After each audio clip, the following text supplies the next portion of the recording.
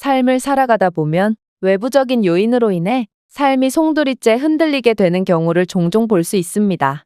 제가 오늘 소개해드릴 사연도 이와 관련이 있는데요. 미국 출신의 한 소녀는 태어나자마자 부모에게 버림받아 보육원에 가게 되었고, 보육원에서 새로운 부모님을 만나고 얼마 뒤 시력을 잃게 되어 강제로 한국에 보내지게 되었다고 하는데요. 그러나 끝날 줄 알았던 불행은 계속되어 한국 공항에 도착하자마자 강제로 끌려나갔다고 합니다. 그렇다면 이 소녀에게 대체 무슨 일이 있었던 것인지 자세한 내용 살펴보도록 하겠습니다. 미국 여성의 사연입니다. 저는 미국인 오드리라고 합니다. 불과 몇 년 전까지만 해도 저는 제가 태어난 것 자체가 비극이라고 생각했습니다. 왜냐하면 저는 사랑을 받아본 적이 없었거든요. 일단 저는 태어나자마자 보육원으로 보내졌다고 합니다. 제 친부모님은 저를 낳자마자 보육원 앞에 버리고 갔고, 그렇게 저는 세상 밖으로 나오자마자 버려지게 되었죠. 그렇게 보육원에서 지내던 어느 날, 저는 4살 무렵에 새로운 부모님을 만날 수 있었는데요. 그러나 이 사건은 제게 엄청난 비극이 되고 말았습니다. 양부모는 저를 거의 방치하다시피 했고, 제가 조금이라도 소란을 피우거나 집안 물건을 함부로 만지면 곧바로 주먹질과 발길질이 날아왔기 때문에 저는 늘 쥐 죽은 듯 지내야 했거든요. 저는 그들이 입양지원금을 받을 목적으로 저를 데려왔다는 사실을 뒤늦게 알았지만, 그때까지는 그저 모든 것이 제 잘못인 줄 알았죠. 저는 늘 혼자였고 항상 겁먹고 주눅들어 있었습니다. 제가 이런 환경에서도 희망을 가질 수 있었던 이유는 바로 주말 자유시간 때문이었는데요. 양부모님은 주말마다 정기 모임이 있어서 아침부터 저녁 시간대까지는 늘 외출하셨거든요. 그래서 그때만큼은 집안 물건을 원 없이 가지고 놀 수 있었죠. 제가 가장 관심이 갔던 건 바로 TV와 컴퓨터였는데요. 사실 저는 한국 드라마의 엄청난 팬이고, 한국 드라마가 없었다면 진작에 이런 힘든 삶을 포기했을 거예요. 그러나 한국 드라마의 불우하고 비운의 주인공이 늘 행복하게 살게 되고 성공하게 되는 결말은 제게 엄청난 희망이 되어줬고 제 삶의 원동력이 되어주었습니다. 그렇게 저는 늘 토요일 아침이 오기를 바라며 하루하루 지옥 같은 삶을 버텨냈고, 금요일 밤에는 너무 설레서 잠도 제대로 못 이루곤 했죠. 그렇게 선물 같은 토요일 아침이 오면 저는 한국 드라마를 보며 늘 한국을 동경했고, 주말마다 한국 드라마를 보다 보니 자연스레 한국어에 대한 흥미도 생겨서 한국어도 같이 공부하곤 했습니다. 물론 한국어 공부는 쉽지 않았습니다. 교재를 구할 수 없었기에 한국 드라마 속의 배우들이 제 원어민 선생님이 되어줘야 했고, 모르는 부분은 컴퓨터로 찾아가며 공부했거든요. 그러나 그때는 그러한 과정마저 즐거웠던 것 같습니다. 어쨌든 그러다 보니 저는 한국과 한국 배우들을 선망했고, 언젠가는 꼭 한국에 가서 배우로 일해보고 싶다는 생각을 하게 되었습니다. 저는 한국어를 연기톤으로 공부하며 한국 배우에 대한 꿈을 키웠고, 그렇게 매주 주말마다 지옥 같던 저희 집은 저만의 1인 무대로 바뀌었죠. 그러다 17살 때 저는 갑자기 눈이 침침해지는 것을 느꼈는데요. 그 이상한 기분을 느낀 지 일주일 만에 시력은 급격히 안 좋아지기 시작했죠. 저는 너무나도 두려워서 양부모에게 말해봤지만 그들은 오히려 병원 갈 돈이 어딨냐며 제게 윽박을 지르더군요. 제게는 도움을 요청할 사람도 없었고 결국 일일 알바를 전전해서 겨우 병원비를 구했습니다. 그렇게 도착한 병원에서 저는 좌절할 수밖에 없었는데요. 의사는 제가 녹내장에 걸렸다면서 이미 손상된 시신경을 살리기에는 너무 늦어서 결국 시력을 완전히 잃게 되고 말 거라고 말했거든요. 그리고 정말로 저는 몇 달 뒤 시력을 거의 잃어버리고 말았죠. 저는 한국 배우가 될 수도 한국을 갈 수도 없는 몸이 되어버린 것입니다. 저는 모든 희망을 잃었고 더 이상 토요일 아침이 기다려지지도 않았습니다. 그러나 제가 시력을 잃었음에도 양부모는 슬퍼하지도 않고 저를 그냥 없는 사람 취급하더군요. 그렇게 지옥 같은 시간이 흘러 제가 법적으로 성인이 되기 일주일 전 그들은 갑자기 제게 잘해주기 시작했어요. 맛있는 음식을 사주며 처음으로 제 이름까지 불러줬죠. 오드리, 우리 가족여행이나 한번 갈까? 원래는 이들의 환대에 기분이 좋아져야 정상이지만 저는 하나도 기쁘지 않았습니다. 마치 도살장에 끌려가기 직전에 속아 죽음을 직감하는 것처럼 저는 뭔가 잘못되었다는 것을 직감했거든요. 그리고 제가 법적으로 성인이 되면 입양아에 대한 지원금이 끊기게 된다는 사실을 떠올리게 되었습니다. 따라서 저는 양부모가 가족여행을 핑계로 앞을 못 보는 저를 해외에 버리려 한다는 것을 깨달을 수 있었습니다. 그러나 제가 할 수 있는 건 아무것도 없었죠. 제가 여행을 안 간다고 해도 저는 어찌됐든 버려질 것이 분명했거든요. 그래서 모든 것을 포기한 채 말했습니다. 네, 한국에 가고 싶어요. 한국? 한국은 너무 멀어서 비행기 값이 비쌀 것 같은데 혹시 가까운 나라인 멕시코는 어떠니? 양부모는 생각보다 훨씬 악랄하더군요. 마지막 순간까지 돈을 아끼려고 하다니요. 하지만 저는 한국에 가고 싶다고 말하며 처음이자 마지막으로 제 주장을 고집했고 평소 같았으면 말대꾸를 한다고 발길질을 당했을 테지만 그들은 역시나 저를 버리려는지 마지못해 제 마지막 요구를 들어줬습니다. 그렇게 제가 성인이 된 날 계모는 새벽부터 저를 깨웠습니다. 오드리, 우리는 일 때문에 잠시 회사에 들렀다 공항에 가야 할 것 같구나. 기사 아저씨가 공항까지 데려다 줄 거야. 그럼 공항에서 보자꾸나.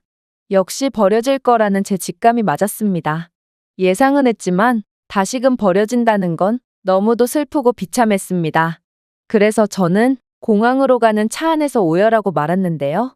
역시 기사도 제가 버려질 걸 알고 있는 듯 제게 왜 오냐고 묻지도 위로해주지도 않고 아무 말 없이 공항까지 데려다 줬습니다. 앞이 안 보이는 저는 말 그대로 도살장에 끌려가는 소처럼 끌려가서 강제로 비행기 좌석에 앉혀졌고 그렇게나 기대하던 한국을 직접 볼 수는 없지만 그냥 한국 공기만 한번 마시고 그냥 삶을 포기해버리자고 다짐했습니다. 미국에서 한국까지의 비행시간은 몹시 길었지만 모든 것을 체념하니 생각보다 금방 한국에 도착하더군요. 그렇게 저는 짐이랄 것도 없는 작은 배낭을 가지고 입국 검사를 받으러 갔는데요.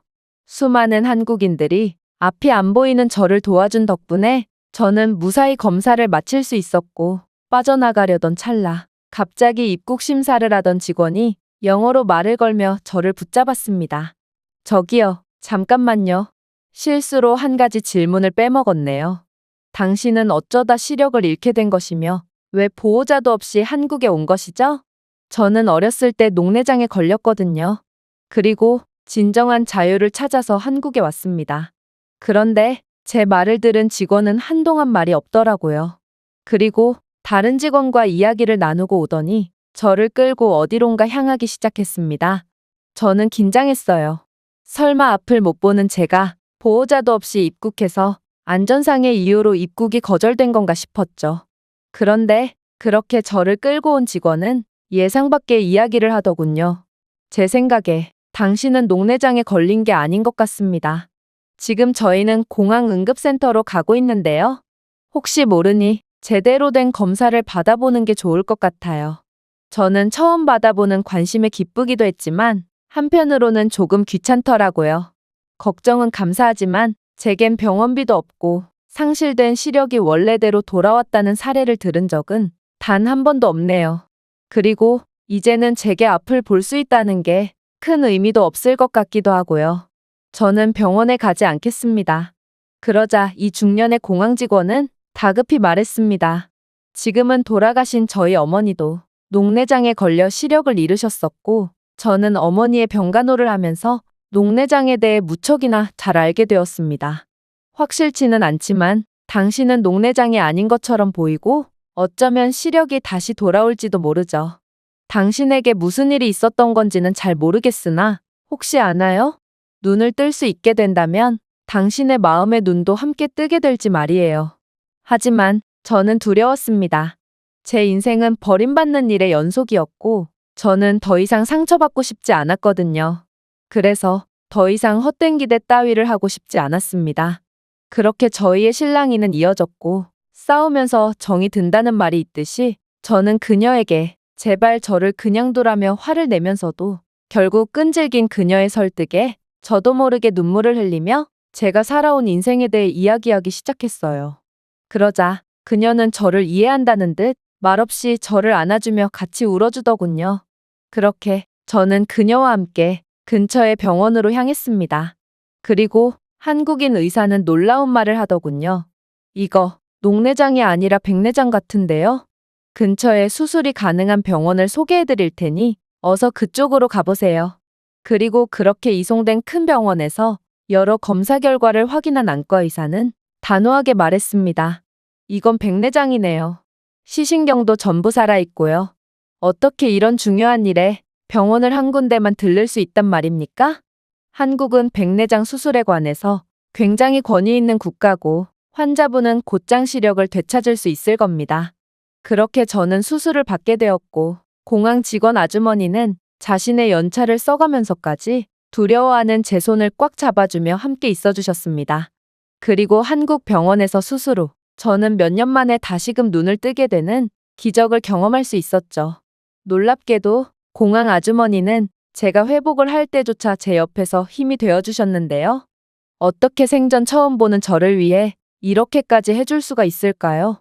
미국에서 제 인생은 늘 버림받는 일의 연속이었지만 한국에서는 도저히 믿기지 않는 기적의 연속이었기 때문에 저는 눈물을 흘릴 수밖에 없었습니다. 그리고 그렇게 며칠 동안 훨씬 친해진 아주머니는 제게 충격적인 제안까지 하시더군요. 오드리, 너만 괜찮다면 우리 집에서 지내며 배우의 꿈을 펼쳐봤으면 좋겠구나. 알고 보니 아주머니 또한 어렸을 때 아버지를 잃는 슬픔을 겪어야 했고 홀어머니 밑에서 힘들게 자랐다고 했는데요.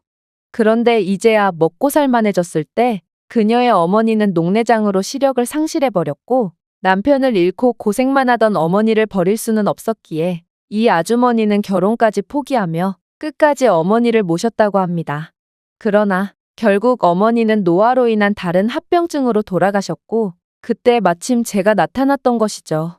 그렇게 저는 한국에서 새로운 가족을 얻었고 새로 생긴 한국인 엄마의 사랑을 듬뿍 받으며 열심히 일하고 있답니다. 저는 한국어를 더욱 전문적으로 공부할 수 있게 되었고 얼마 전에는 한국의 웹드라마에 단역으로 출연하는 등 한국에서 꿈을 펼치기 위해 노력 중입니다.